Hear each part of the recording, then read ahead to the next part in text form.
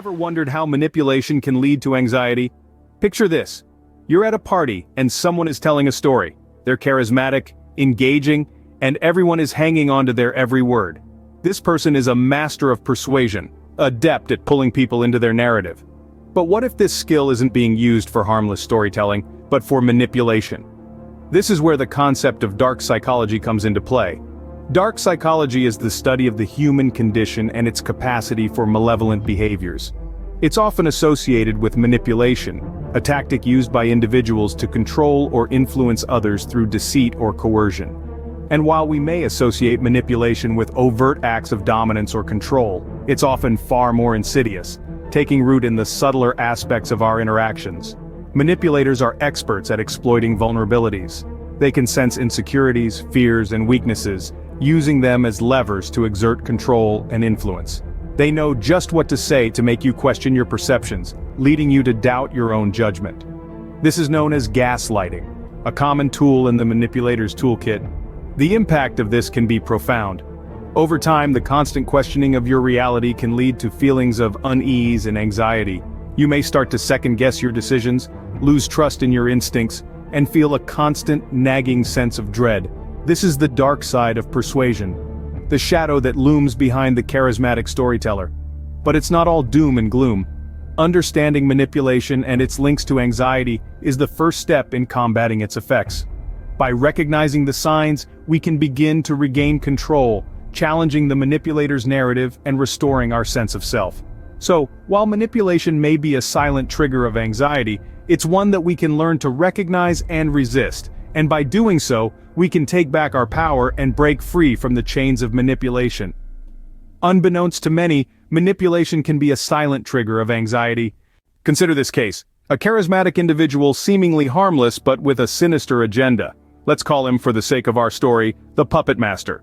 The puppet master was a master of manipulation, skilled in the dark arts of persuasion.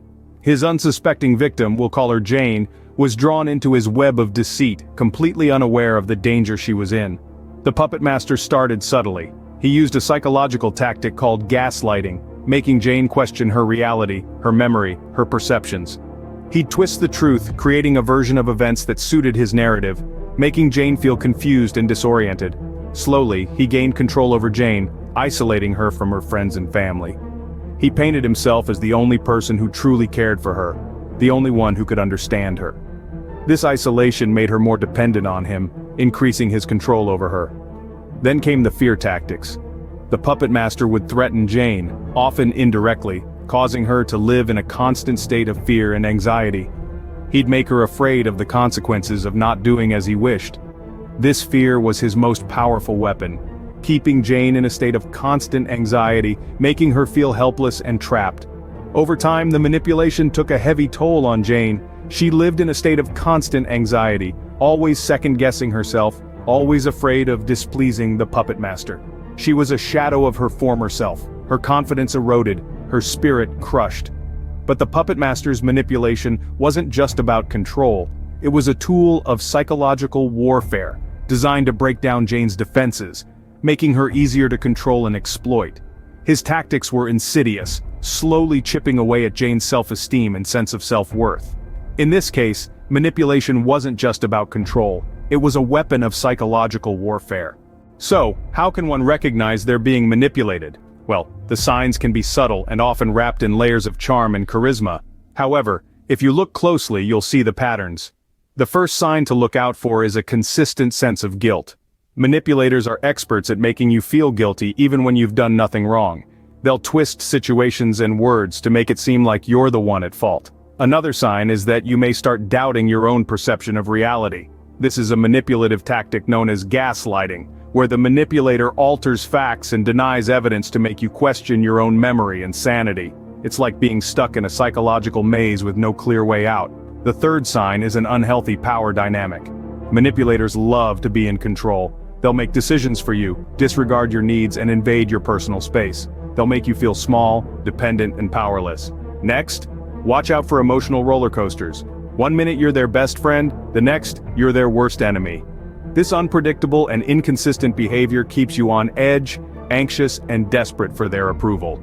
And finally, if you often feel drained after interacting with them, that's a big red flag. Manipulators will suck the energy out of you, leaving you feeling exhausted, stressed, and overwhelmed.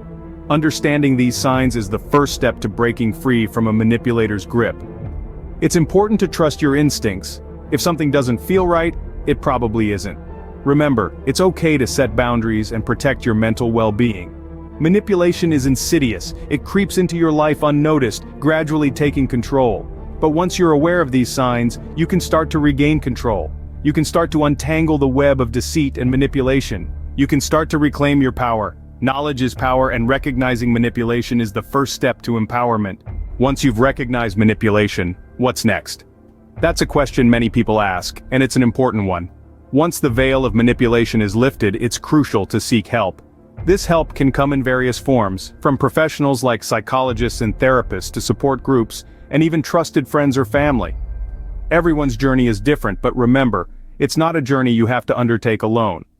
Let's talk about professional help first. Therapists and psychologists are trained to help you navigate through the maze of your emotions.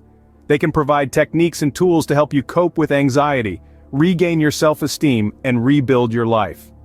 Cognitive behavioral therapy, for example, is a popular form of therapy that can help you understand and change thought patterns that lead to harmful behaviors and feelings.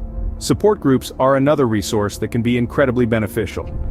Meeting others who have experienced similar situations can make you feel less alone. It can be comforting to know that others understand what you're going through. It's a space where you can share your experiences, learn from others, and gain strength from the collective resilience. Don't underestimate the power of opening up to trusted individuals in your life.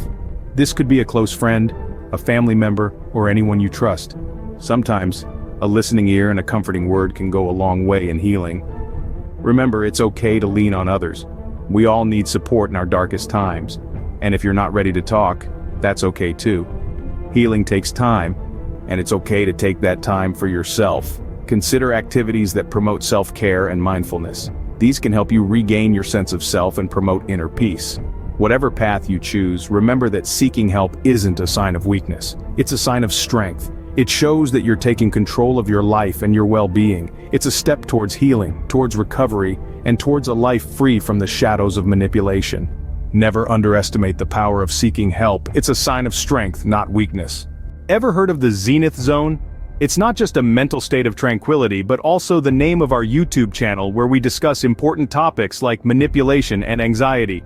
The Zenith Zone is a sanctuary within our minds where we can retreat when the world seems overwhelming. It's a place where fear and anxiety can't reach us. It's like an internal fortress, a sanctuary of calm and clarity. But how do we get there? We provide several methods on our channel. Some people find their Zenith Zone through meditation, focusing on breathing and clearing the mind of cluttering thoughts. Others might find solace in journaling, pouring their thoughts and fears onto a page to help clear minds.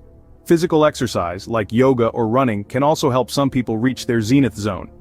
Remember, the Zenith Zone is a personal space. It is unique to you. It's not about reaching a state of perfection, but about understanding your fears, managing your anxiety, and reclaiming your peace. The Zenith Zone is not a destination, but a journey of self-discovery and healing, and we're here to guide you through it on our YouTube channel.